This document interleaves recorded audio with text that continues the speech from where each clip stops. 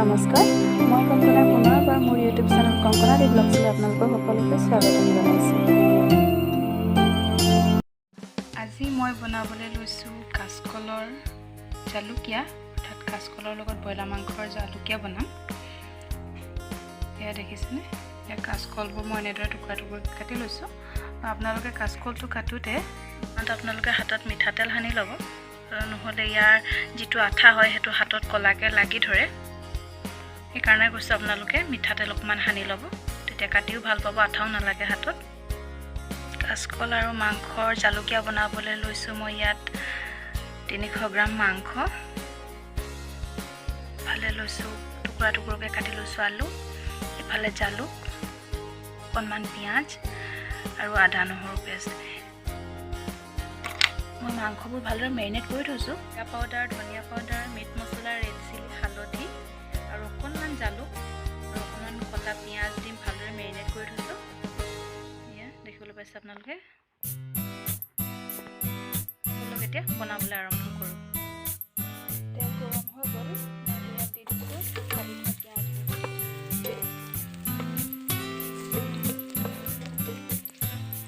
মই অকণমান ৰঙচুৱা হোৱালৈ ভাজি ল'ম।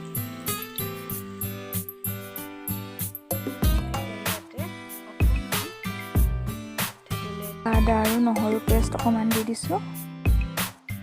মই এতিয়া তেলতে অকণমান জালুকৰ গুড়ি দি দিম।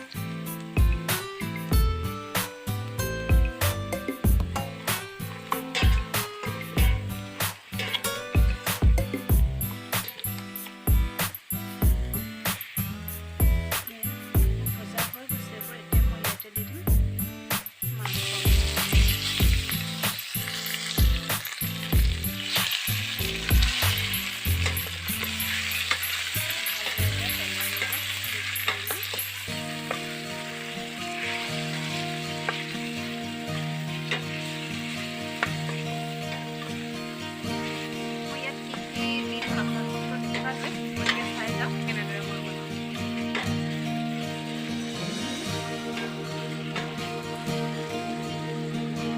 বাৰু মোৰ আগৰ ভিডিঅ'বোৰ চাইছে নাই?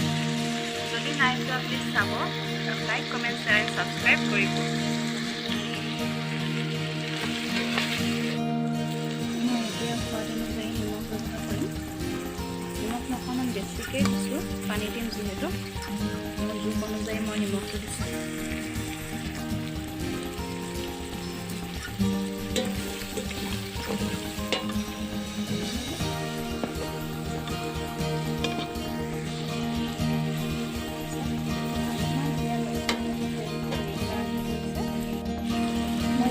ইয়াত দি দিম আদা নহৰু থেতেলিয়াই থোৱাবোৰ। এতিয়া মই ইয়াতে দি দিম কাটি থোৱা আলু।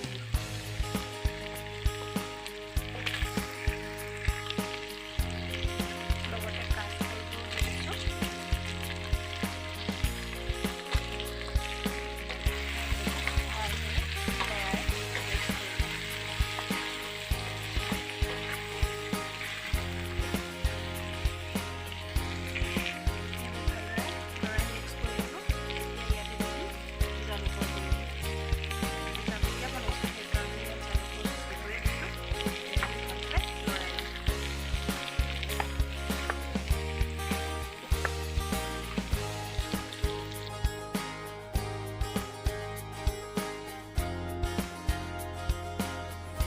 ইয়াত মই মোৰ প্ৰয়োজন অনুসৰি পানী দি দিছোঁ আৰু পানী দিয়াৰ পিছত 10 মিনিটমান মই ভালদৰে উতলিব দিম।